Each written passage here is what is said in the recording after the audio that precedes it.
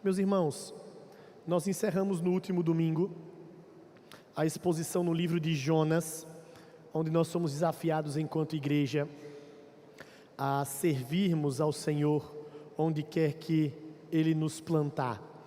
E a partir desse domingo, até o penúltimo domingo de setembro, nós vamos ter uma série de sermões, agora não mais expondo um livro, mas sobre textos que vão ser expostos a partir de uma perspectiva dos relacionamentos. Então, esse domingo e os próximos 3 domingos nós vamos ter esse desafio de pensar a respeito dos nossos relacionamentos. E aqui, antes mesmo de fazermos a leitura bíblica, eu gostaria de ter a junta diaconal comigo com várias cordas para amarrar os cotovelos. Porque geralmente quando nós temos uma série de exposições e falamos sobre relacionamentos, a tendência das pessoas é fazerem isso aqui, ó. Tá vendo lá? Você está vendo o que o pastor está falando? Ou então, a gente vira ótimo em perceber quem faltou na igreja. Nós passamos domingos e mais domingos sem notar a falta dos nossos irmãos. Mas quando é uma pregação sobre relacionamentos, ele fala assim: fulano era para estar aqui hoje. Que pena que ele não veio. Aí talvez alguns possam até pensar: mas como o pastor vai passar um mês pregando isso? Então vai ser tranquilo, né? Uma hora ele vai escutar algo desse tipo.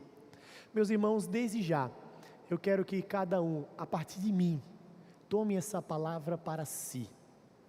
A nossa liturgia, nós temos procurado ser didáticos nesse sentido. Então, todos os textos bíblicos, a começar da chamada adoração, que é em comunidade, como nós lemos no Salmo 133, até o texto da confissão, que nos mostra como nós devemos tratar o nosso próximo, como o Senhor nos tratou. Até mesmo o texto que vai falar dos dízimos e ofertas, falando do mover do coração do Senhor nas nossas vidas, ou o mover do Senhor nos nossos corações.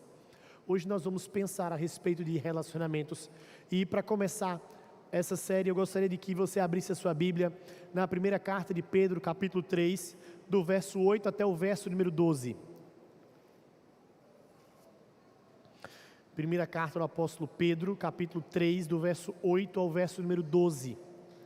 Os irmãos vão perceber, aqueles que já estão acostumados à série expositiva sequencial em um texto, que uma das dificuldades vai ser entender sempre o contexto do apóstolo Pedro. A gente veio habituado em 5 pregações de Jonas, que a gente estava sempre em contato com o profeta, e agora nós vamos ter essa dificuldade de nos contextualizarmos. Mas, com a graça do Senhor, nós vamos conseguir entender o que o texto tem para nós. Primeira carta de Pedro, capítulo 3, a partir do verso 8 até o verso número 12.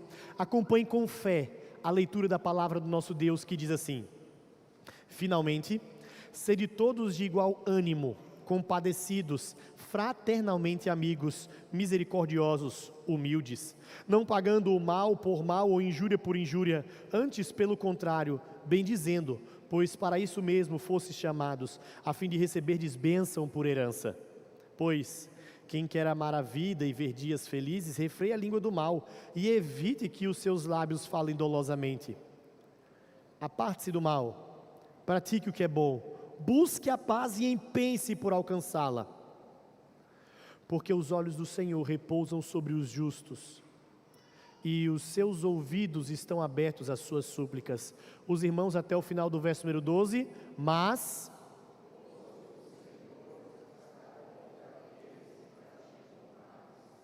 Senhor, nós estamos diante da Tua Palavra, e nesse momento nós pedimos graça e iluminação do alto, porque nós temos várias dificuldades.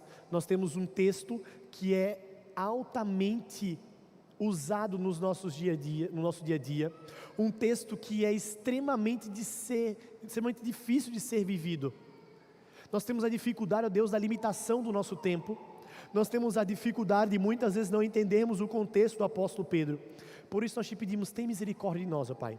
Nos encha com Teu Espírito Santo, nos dê sabedoria. É assim que nós choramos, no nome santo de Jesus, que morreu na cruz do Calvário, mas hoje vive e reina por todo sempre. Amém.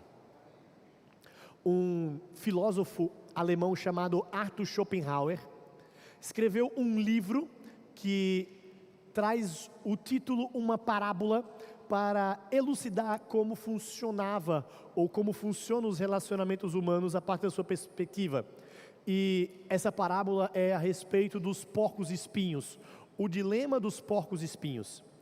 E basicamente Arthur Schopenhauer fala que os seres humanos têm uma dificuldade, pois assim como os porcos espinhos, que quando passam por severo frio, eles precisam entrar em um consenso, se eles vão viver isolados e morrerem de frio, ou se eles vão se esquentar com a temperatura corporal um do outro, mas serão atacados e feridos com os espinhos daqueles que também estão ajudando.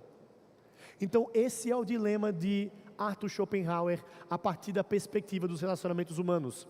Mas é curioso porque, embora ele observou bem o problema, o dilema dos relacionamentos humanos, ele não apontou uma solução de forma sólida, porque para Arthur Schopenhauer a solução seria a solidão e o tédio.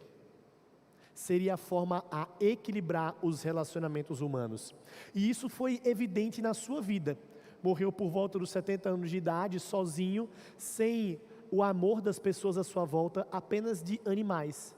Arthur Schopenhauer, ele mostra como muitas vezes nós podemos até identificar bem os problemas.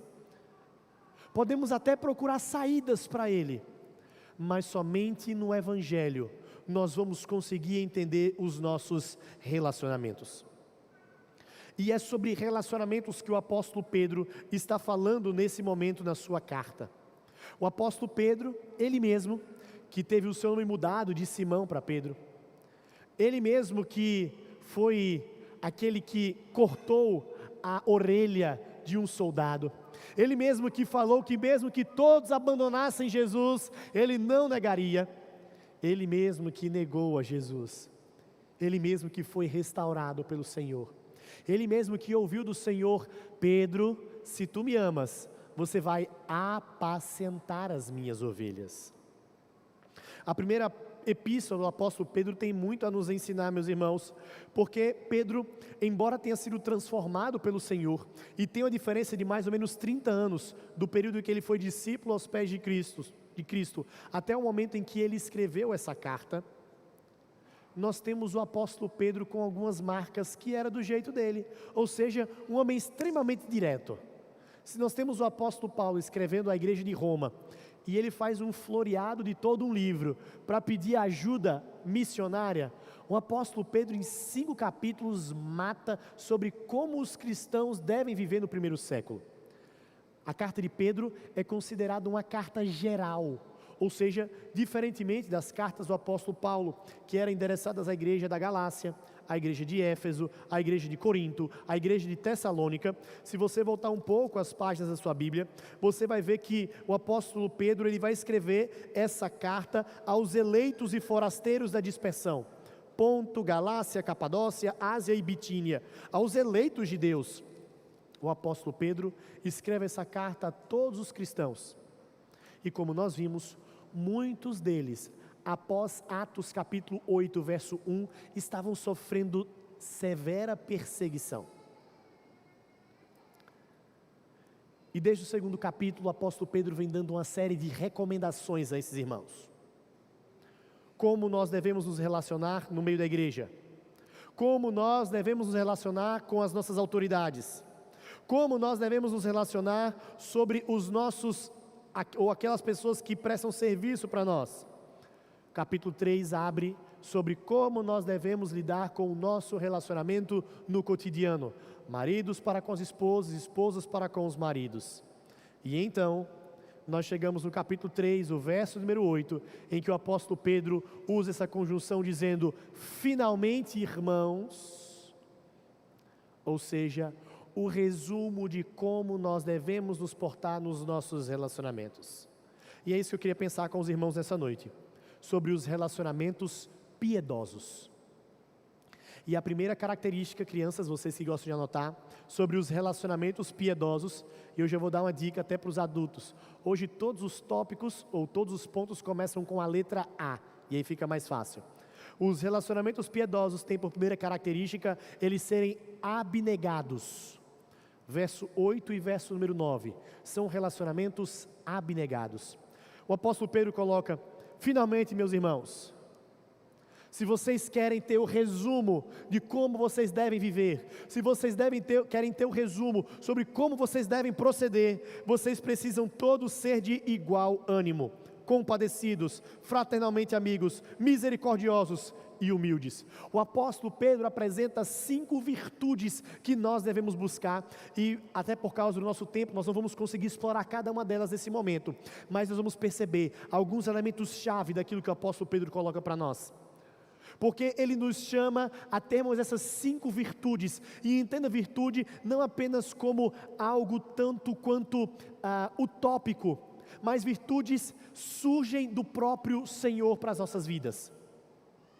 Meus irmãos, o apóstolo Pedro mostra que o fundamento disso tudo é todos nós termos o igual ânimo, ou termos o mesmo pensamento, como o apóstolo Paulo vai falar à igreja de Filipos. E o que seria ter o mesmo pensamento ou sermos de igual ânimo? Bem, a primeira coisa que eu queria dizer para os irmãos é o que isso não quer dizer. Isso não significa que todos nós precisamos ter os mesmos gostos.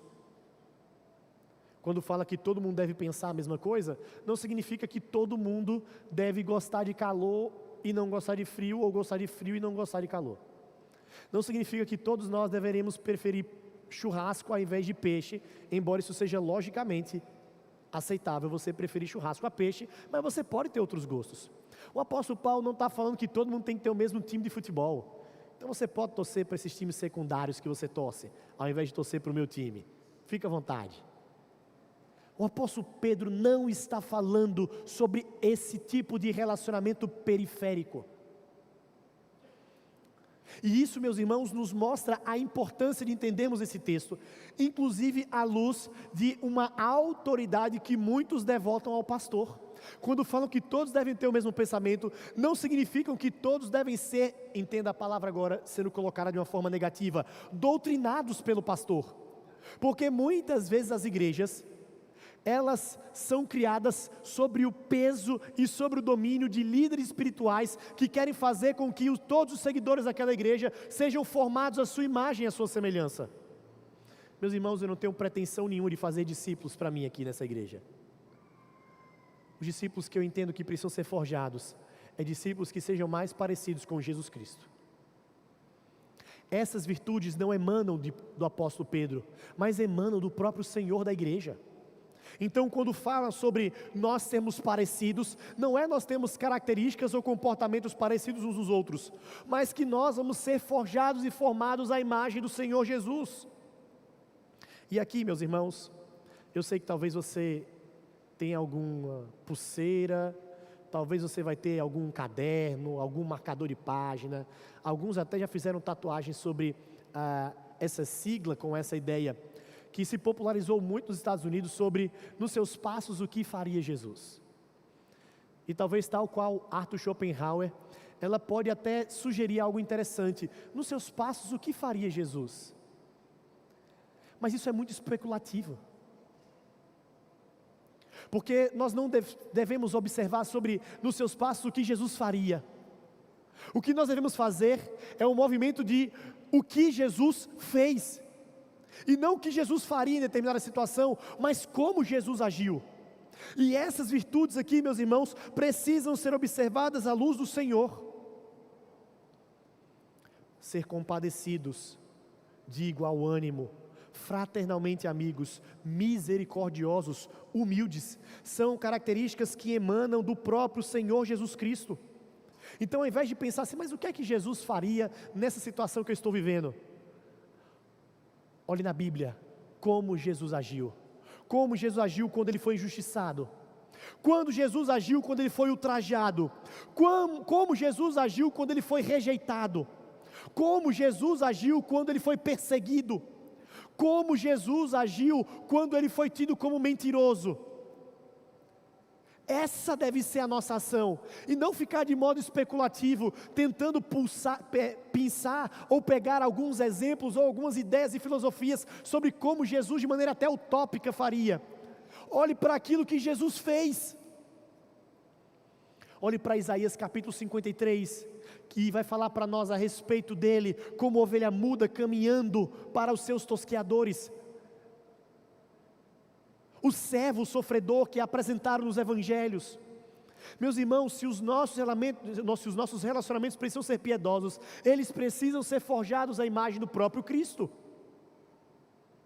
E aqui entra um senso que nós temos perdido nos dias de hoje, que é o senso de coletividade. Nós temos vivido cada vez mais bombardeados pelo espírito dessa época, que é o individualismo. E a igreja tem sofrido com espectros do individualismo.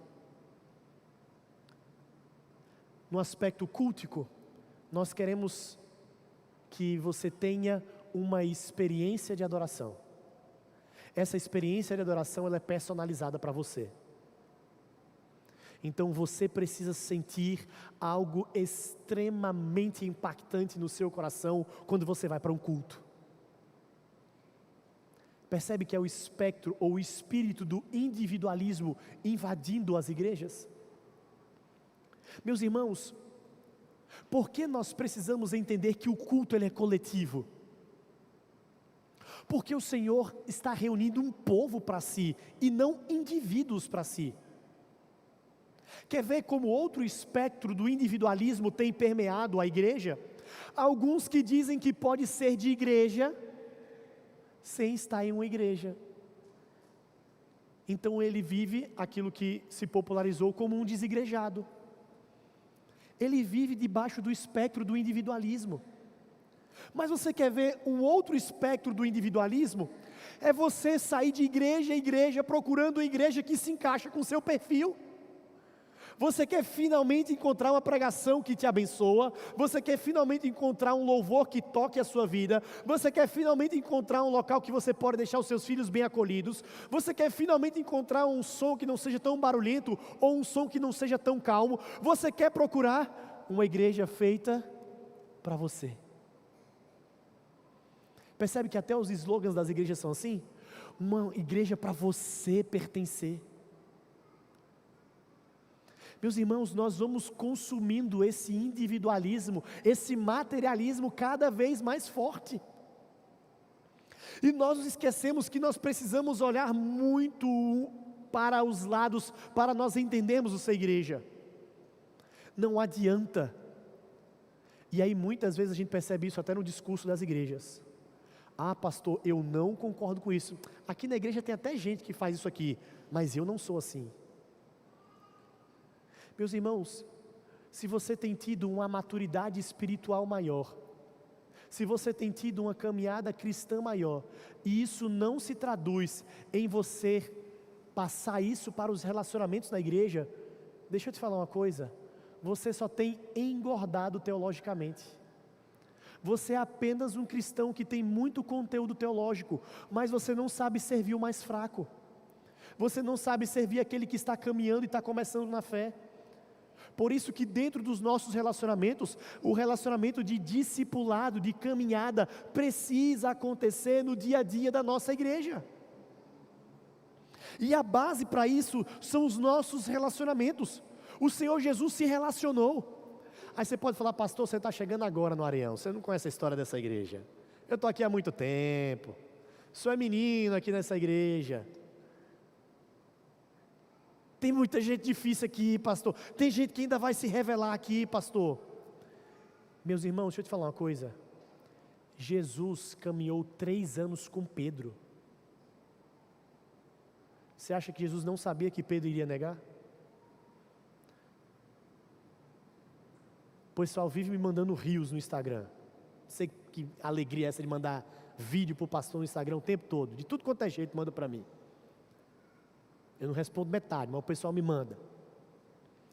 Mas um que eu vi recentemente que me chama a atenção da tamanha ignorância, é uma pessoa que aparentemente volta no tempo e chega assim para Jesus, Jesus, Judas vai lhe trair. E quem disse que Jesus foi pego de surpresa? Jesus sabia que os seus discípulos iriam fugir. Jesus sabia que Pedro iria negar. E ainda assim, Jesus caminhou com os seus discípulos. Meus amados, e esse é o nosso exemplo. Mesmo sabendo que muitas vezes nós seremos feridos, nós seremos pisoteados, por mais que muitas vezes nós saibamos que as pessoas vão se levantar contra nós, vão mentir contra nós, muitas vezes aqueles que nos ombreiam lado a lado, o nosso sentimento deve ser o mesmo do Senhor Jesus Cristo, porque ou nós agimos assim, ou a gente está brincando de ser igreja.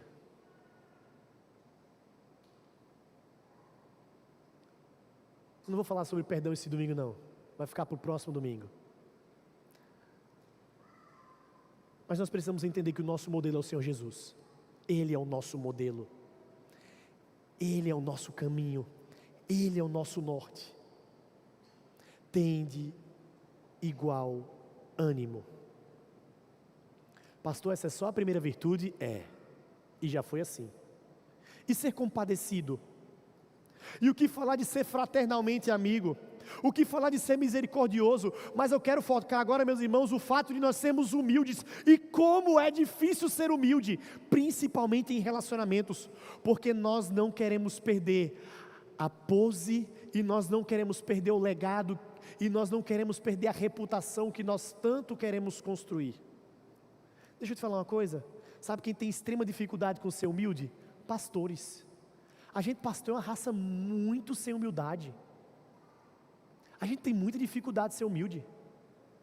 A gente tem medo de demonstrar fraqueza para a igreja, porque nós temos medo de perdermos a nossa autoridade, porque nós somos levados pelo nosso coração pecaminoso a achar que a autoridade está na gente e não na palavra que nós carregamos. Meus irmãos, todos nós temos dificuldade em sermos humildes. Todos nós temos dificuldade. Eu já dei esse exemplo, eu gosto muito dele.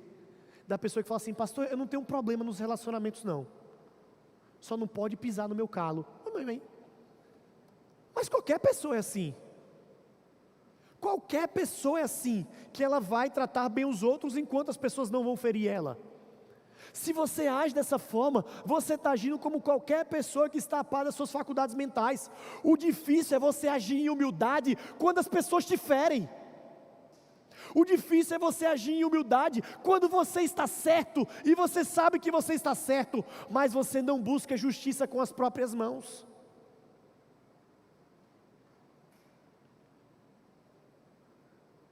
A dificuldade é ser humilde quando nos ferem de um lado e a gente dá a outra face. E aí nós vamos perceber que nós somos extremamente arrogantes. É interessante que o Senhor Jesus ensinou essa lição aos seus discípulos, quando Ele tirou a sua túnica, cingiu na cintura e foi lavar os pés dos discípulos. Mas sabe por que esse texto é interessante? É porque não havia nenhum serviçal naquela casa, e era função do servo fazer aquilo, e não é por coincidência, não tem nenhum servo naquele dia, e os discípulos fazem algo, e é esse o ponto que eu quero trazer para vocês. Os discípulos fazem algo que nós somos especialistas em fazer, e talvez você já foi tentado a fazer isso nesse momento. Os discípulos fizeram vista grossa quanto a isso, porque eles sabiam que eles não poderiam comer sem antes lavar os pés e lavar as mãos. Mas eles olham que não tem ninguém para servir, e eles ficam assim, ó, aquela cara de paisagem, esperando ver quem vai se humilhar para lavar os pés uns dos outros. Nós somos especialistas em fazer vista grossa na igreja. Nós somos especialistas em achar que não é com a gente. Ei, essa mensagem é para você sim. Essa mensagem é para você sim que é arrogante, que é soberbo, que é petulante. Essa mensagem é sim para o meu coração.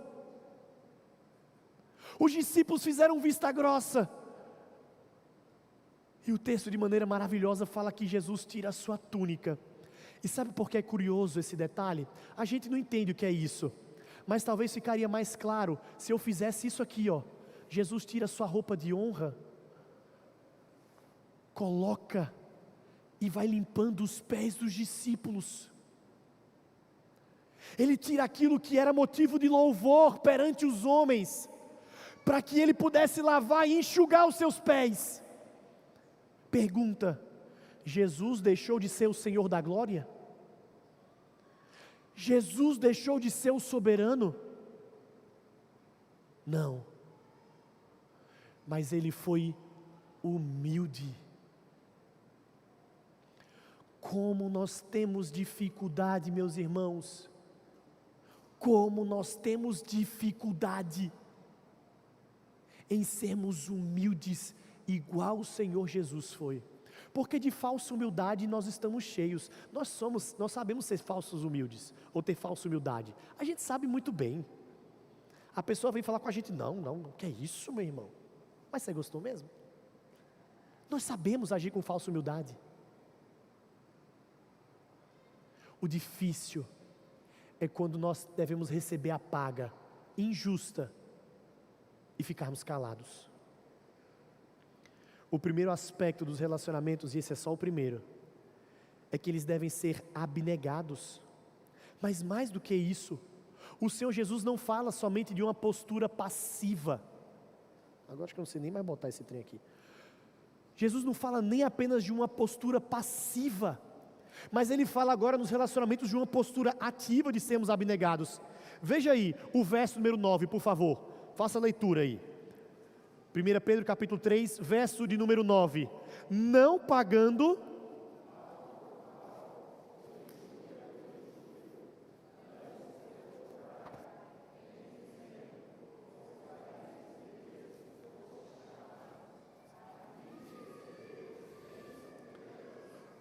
Olha que coisa curiosa. O Senhor Jesus só não fala para nós termos uma postura passiva, de sermos humildes, de sermos compadecidos, misericordiosos, mas fala que nos nossos relacionamentos abnegados, nós precisamos ter agora uma postura ativa. E aqui Ele faz uma fala que mexe com a gente.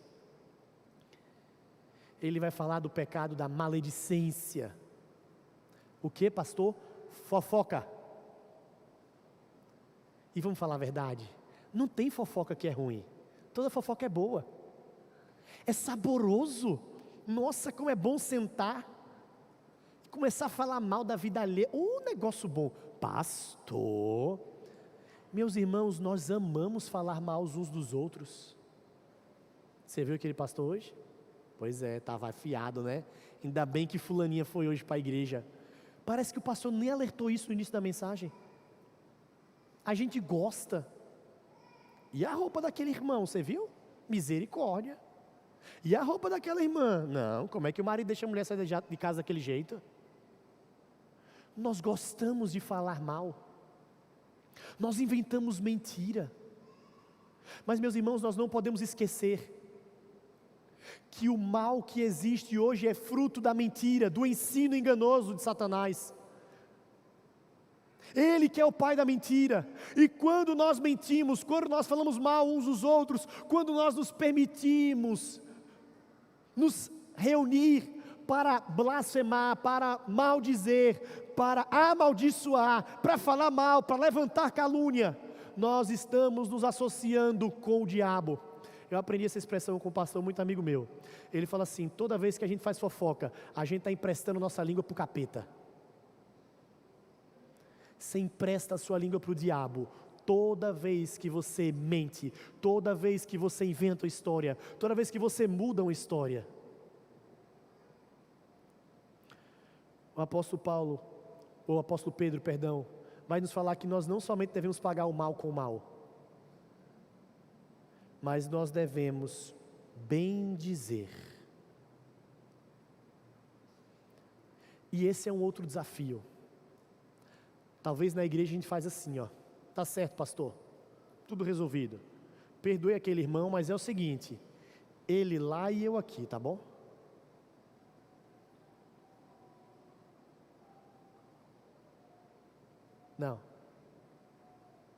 Não tá bom não, porque não existe ele lá e eu aqui no reino de Deus. Meu irmão, a forma como nós devemos lidar com os nossos relacionamentos é tão séria diante do Senhor, que o nosso Senhor Jesus Cristo, quando foi falar das ofertas, Ele vai dizer: se você tem algo contra o seu irmão, vai e resolve, e depois vem ofertar. Antes de você trazer o seu dízimo e a sua oferta, se você está com um problema com o seu irmão, vai resolver. Vai resolver. Não acha que você pode comprar a justiça divina com o seu dinheiro? Meus irmãos, os relacionamentos são difíceis, porque eles escancaram o nosso pecado. O que falar isso no casamento? Esposas. O que falar disso no casamento? Quando a gente escuta o nosso marido ser elogiado na frente das pessoas, porque ele é um homem que trabalha. Diz assim: ó, seu marido, pense no homem que trabalha. Na empresa, em todo lugar, o que pede ele faz. Pense no marido bom. Aí a esposa fica assim: mas peraí, eu pedi para ele trocar uma lâmpada tem 8 meses. Eu mandei um memorando, até hoje ele não fez isso. Percebe que isso choca dentro da nossa casa? Como a pessoa consegue se portar de uma forma em um relacionamento, mas de outra forma em outro relacionamento? Porque, meus irmãos, os relacionamentos escancaram o nosso pecado. E eu me lembro da época que eu estava em Recife, e tinha mais contato indireto com o pastor Augusto Nicodemos, e aí certa vez ele estava comentando que ele recebeu um elogio do John Piper, homem de Deus, homem temente a Deus. Ele disse que a esposa dele, a Minka, falou assim: vai conviver. Ele estava se gabando, que assim: o John Piper me elogiou, disse que eu sou um homem de Deus. E ela falou assim para ele: vai conviver contigo para ver. É a mesma coisa. E é aí que nós precisamos evidenciar relacionamentos piedosos, meus irmãos. Porque aqui na igreja cantar somos corpo, assim bem ajustado, é muito fácil. É muito fácil a gente cantar o que nós cantamos aqui. E hoje nós cantamos assim: ensina-me a amar o meu irmão. Você quer mesmo ser ensinado a amar o seu irmão? Ou você está só sendo um hipócrita cantando isso? Você quer mesmo amar o seu irmão?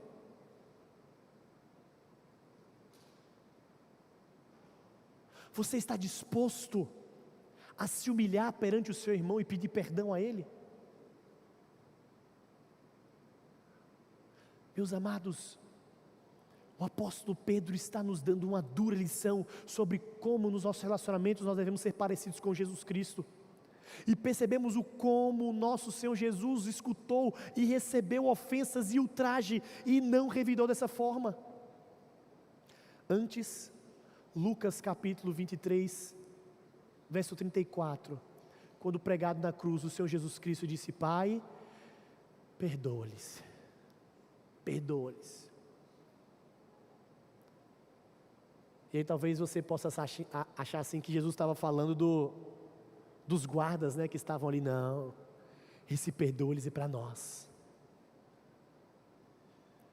Relacionamentos piedosos precisam ser abnegados.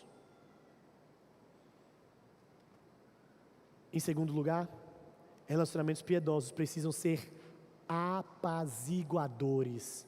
Pastor, eu pensei que o negócio ia ficar mais tranquilo. Espera ver o último ponto.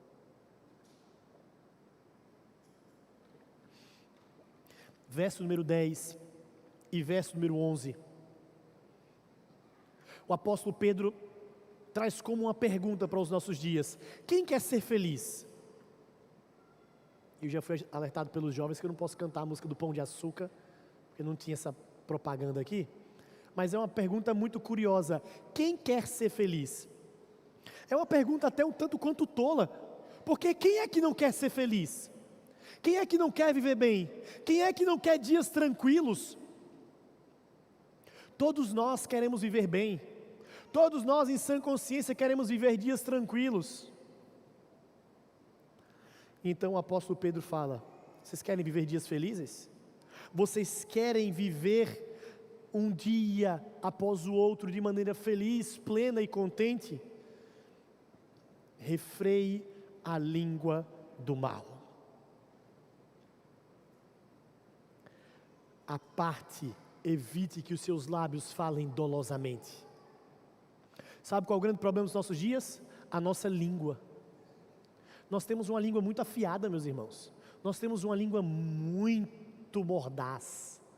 Nós temos uma língua extremamente venenosa.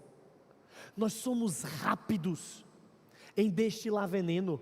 Nós somos rápidos em falar mal. Nós somos rápidos em criticar. Nós somos rápidos em diminuir.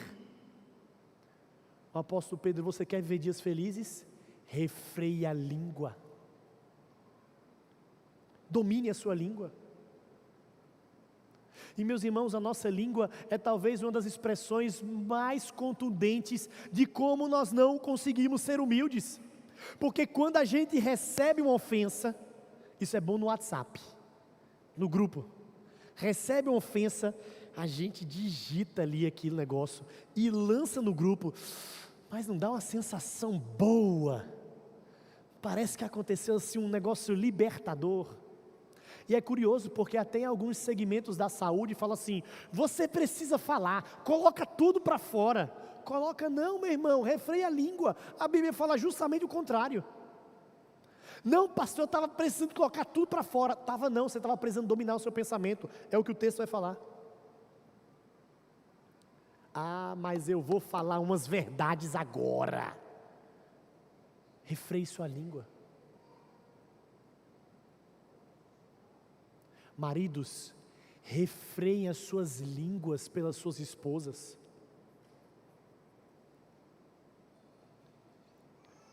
Ao invés de ficar falando mal da mulher que dorme ao seu lado,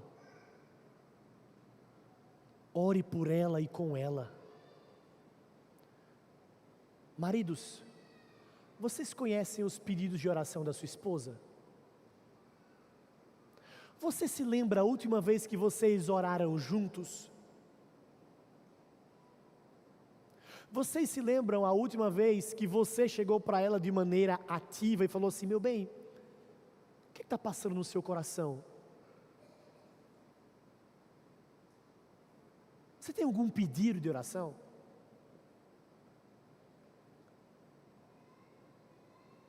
Refreie a sua língua do mal. Ore por ela e com ela. Esposas, refreiem a sua língua do mal. Ao invés de ficar falando mal do seu marido para outras pessoas, faça o seguinte, fale dele para Deus. Fala, Senhor, tenha misericórdia dele, guarde o seu coração, molde o caráter dele. Não adianta você querer apresentar os problemas do seu marido numa roda de fofoca, se você não apresenta a vida dele ao Senhor. Refreie a sua língua do mal. Aparte-se do que é mal. Meus irmãos, nós temos um grave problema com o senso de justiça. Nós queremos fazer justiça com as nossas próprias mãos. Aí talvez você está falando assim, mas pastor, e a gente vai ser conivente então com a injustiça? Toda vez que a pessoa fizer a injustiça, a gente vai ficar calado? Toda vez que a pessoa fizer a injustiça, a gente vai deixar que o mal se perpetue? Não é isso, vocês são inteligentes, vocês sabem que é isso que a gente está falando. Mas se vocês não têm o poder de decisão naquele momento, se não é você o responsável por julgar aquela situação, não julgue. Tome as medidas necessárias. Mas o que está acontecendo é um absurdo, procure os meios legítimos para aquilo. Mas não vá fazer justiça com a sua própria mão. Meus irmãos, nós somos tomados por um senso de justiça própria muito grande, porque nós temos uma elevada autoestima, e essa é uma outra crítica que eu faço sobre um dos falsos problemas que tem nos dias de hoje, é a pessoa falar assim, pastor, ele tem um problema grave com a autoestima, ele tem um problema grave, é aquela pessoa que precisa se amar mais, se ame mais, não, ao contrário, esse é o problema. Nós já nos amamos muito. Nós já temos uma elevada visão sobre nós mesmos. O seu problema não é baixa autoestima, não. O seu problema já é uma estima elevadíssima. O próprio Senhor Jesus vai falar isso quando Ele resume os 6 últimos mandamentos. É que nós devemos amar o nosso próximo como nós amamos a nós mesmos, porque nós já nos amamos muito. Quer uma prova disso? É quando nós somos injustiçados. A gente quer sempre ressaltar as nossas qualidades e características. Quando a gente erra, a gente sempre quer falar aquilo de bom que a gente já fez. Meus irmãos, quer saber uma das características de uma pessoa que teme a Deus e que anda nos caminhos do Senhor? É que quando ela é confrontada com a verdade, ela reconhece o erro, ela não fica circulando, sapateando, mas eu fiz aquilo, mas eu tentei fazer aquilo, mas... Não, ela só reconhece o erro. Fala assim, você está certo, eu errei.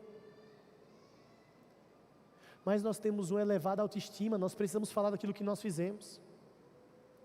Vê se não é assim nos nossos relacionamentos. No relacionamento agora com os filhos, nós vamos disciplinar os nossos filhos, e talvez aqueles que já estão na idade de argumentar, e ele começa, não papai, mas eu, os nossos filhos, eles têm extrema dificuldade de falar assim, não, realmente eu errei, eu fiz isso, porque eu sou um pecador miserável, careço da graça e da glória de Deus, eu preciso desesperadamente da graça do Senhor na minha vida. A criança não tem capacidade de fazer isso, ela está sendo ensinada a fazer isso. Então não me espanta uma criança fazer isso. O que espanta é um adulto. É uma pessoa que está 10, 15, 20, 30 anos na igreja. E ela não consegue simplesmente falar assim, eu errei. Eu pequei. Menti. Eu errei, pastor, o senhor está certo. Ou então, eu errei, meu irmão, o pastor errou mesmo, está errado. Nós temos dificuldade de reconhecer os nossos erros, de nos apartar do mal e de reconhecermos a nossa pecaminosidade. Uma das evidências que nós temos de pessoas que são tementes a Deus é que elas conseguem reconhecer diante dos homens aquilo que ela reconhece diante de Deus. Nós nos fazemos assim diante de Deus? Senhor, me perdoa, eu sou um pecador miserável. Senhor, me perdoa, pequei mais uma vez nisso. Senhor, tem misericórdia de mim. Como é difícil refrear minha língua. Deus, como é difícil eu ter o pavio longo. Eu sou muito estourado, eu sou muito explosivo. Eu sou muito intempestivo. Aí a pessoa fala assim, mas irmão, você é muito intempestivo. Mas também a pessoa... Reconheça o seu pecado. Reconheça o seu erro. Nós temos extrema dificuldade de reconhecer diante dos homens aquilo que nós reconhecemos diante de Deus. Reconheça, meu irmão. Reconheça, minha irmã. Reconheça, pastor. Meus amados, nós precisamos ter relacionamentos apaziguadores. Você precisa ser o ponto onde a fofoca acaba. Você precisa ser o ponto onde a confusão encerra. Você precisa ser o ponto que onde está a chama dos problemas, eles vão acabar. Ou elas vão acabar, as chamas vão acabar. Seja assim no seu relacionamento conjugal. Seja assim no relacionamento com a igreja. Aparte-se do mal. Empenhe-se por buscar a paz. A pergunta que ecoa então é: você tem lutado pela paz da nossa comunidade? O que é que você tem feito para procurar a paz da Igreja Presbiteriana do Areião? O que é que você tem feito? Ou você sempre é tomado por um senso de justiça própria?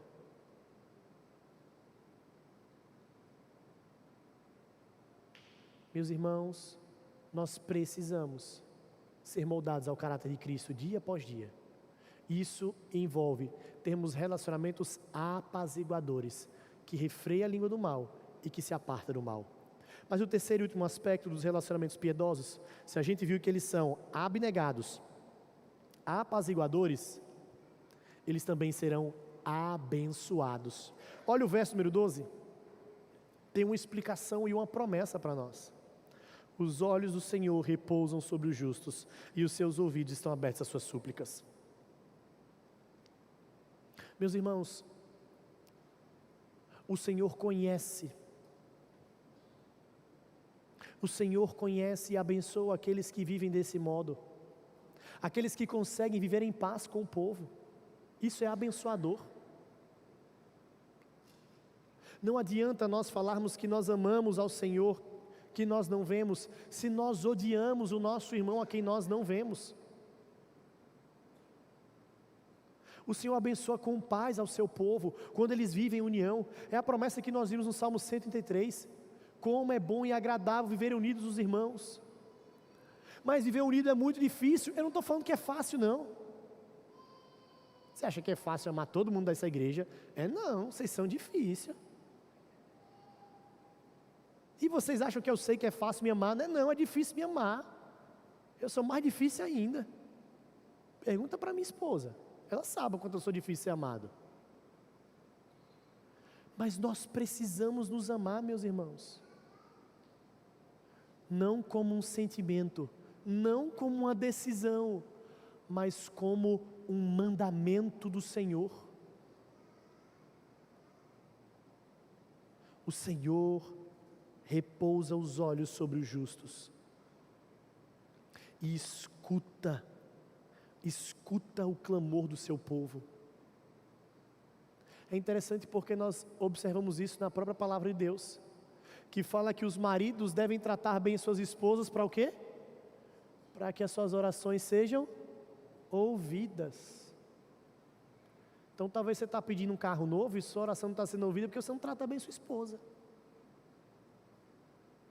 Credo, pastor, o texto bíblico está falando, maridos, tratem bem suas esposas, amem as suas esposas.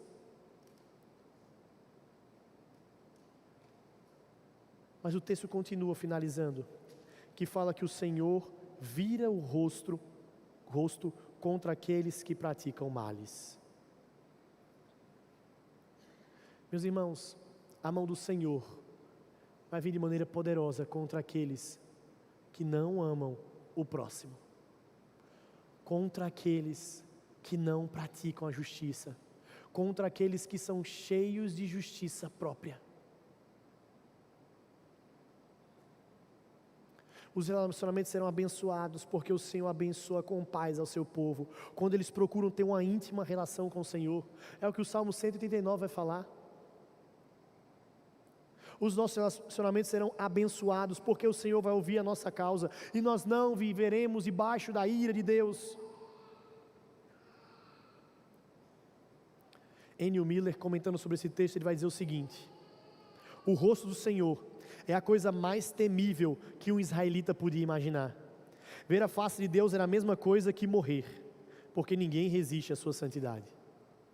Então quando o Senhor fala que Ele vai virar o rosto, é que todo o poder seria derramado, a pesar a mão sobre aqueles que não vivem com relacionamentos piedosos. Pedro é enfático em mostrar que não é possível você praticar o mal e você ter um bom relacionamento com Deus. Não é possível. Você pratica o mal e quer ter um bom relacionamento com Deus. Você tem uma língua cheia de veneno, como o apóstolo Paulo vai falar no Romanos capítulo 1, ou melhor, Romanos capítulo 3. E você tem um relacionamento abençoado com Deus. Não é possível você o tempo todo revidar o mal com o mal e querer ter um relacionamento abençoado com o Senhor. Nós precisamos rever os nossos relacionamentos. E eu queria que a gente terminasse com Mateus capítulo número 6. Já deixando um gancho para o próximo domingo, quando nós vamos falar sobre perdão. Mateus capítulo 6.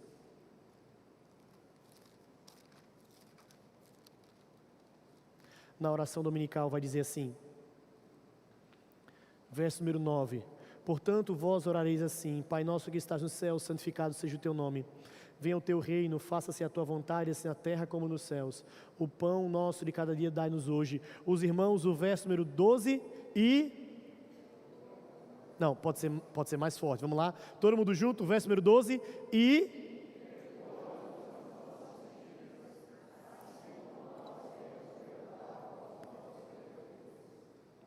Meus irmãos,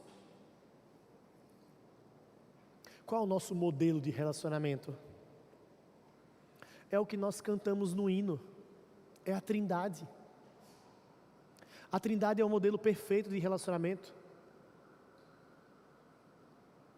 Antes de existir todas as coisas, antes de existir o mundo como nós conhecemos, antes de existir tudo como nós entendemos que existe, só havia o relacionamento intratrinitário.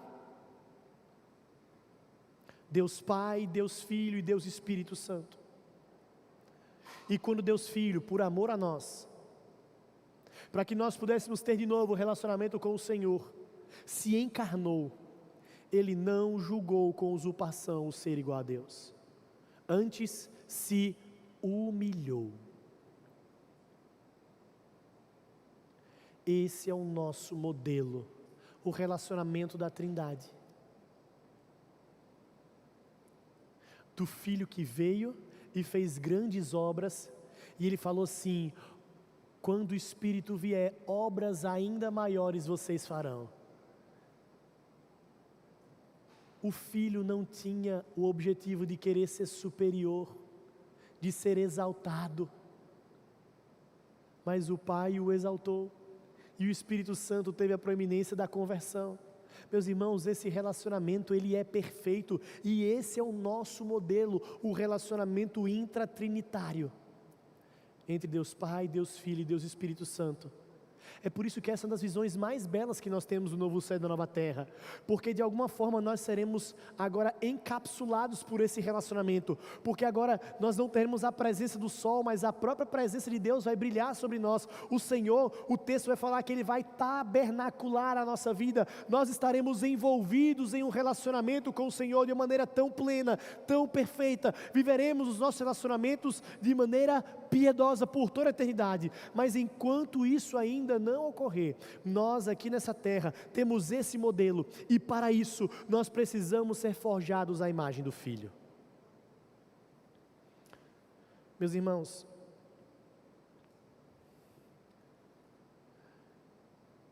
quando nós observamos esse texto, nós somos desafiados a não ficar perguntando sobre o que é que Jesus faria, mas conhecer o que Jesus fez. Como Jesus agiu.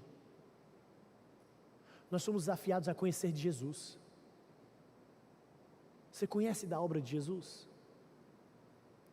Você saberia explicar esse termo, obra de Jesus? O que foi que Jesus fez? Por que Jesus morreu? Você saberia responder e entender por que Jesus era a pessoa da Trindade que tinha necessidade, de fato é Deus e homem? Você conhece da obra do Cristo? Você conhece dos ofícios do Cristo? Você sabe como Jesus se porta como rei, como Jesus se porta como sacerdote, como Jesus se porta como profeta? Meus irmãos, nós falamos e queremos especular muito sobre como Jesus faria e viveria nos nossos dias, e nós nos esquecemos de observar sobre como Jesus fez e viveu quando esteve aqui. Nós precisamos ser conhecedores da obra e da vida de Jesus. Nós precisamos parar com essa especulação de o que Jesus iria fazer e conhecer mais do que Ele fez e o que Ele ordenou que nós façamos também. Como Jesus reagiu. Então, se você está sendo injustiçado, como Jesus reagiu? Se estão mentindo, como Jesus reagiu? Se Ele foi perseguido, como Jesus reagiu? Jesus, o exemplo perfeito para nós, daquele que soube ter fala mansa, mas ao mesmo tempo soube virar as mesas e as cadeiras quando necessário. E nós só saberemos discernir quando nós conhecermos mais a respeito de Jesus. Outro desafio é como nós podemos colocar em prática o refrear a língua do mal e o se apartar do mal. Meu irmão, vigie a sua língua. Perceba quanto tempo você gasta falando das pessoas. E quando eu digo falando das pessoas é porque geralmente a gente só fala mal. E quanto tempo você passa orando por elas. Faça esse exercício. O quanto tempo você, mulher, fica murmurando dos filhos, fica murmurando do marido, fica murmurando do trabalho, fica murmurando da casa, ao invés de orar por isso. Homens, veja quanto tempo você passa murmurando do trabalho, murmurando do trânsito, murmurando do calor, murmurando da mulher, murmurando de tudo que acontece, e o quanto de tempo você passa orando. O quanto de tempo nós investimos em murmuração e o quanto de tempo nós gastamos com oração.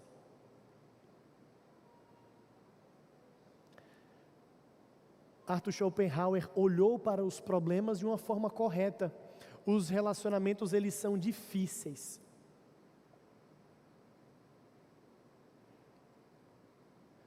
Mas a saída não está em olhar para mim ou em olhar para o outro, mas está em olhar para o alto, em olhar para Jesus Cristo e sermos moldados à imagem do Filho. Feche seus olhos, vamos orar ao Senhor mais uma vez.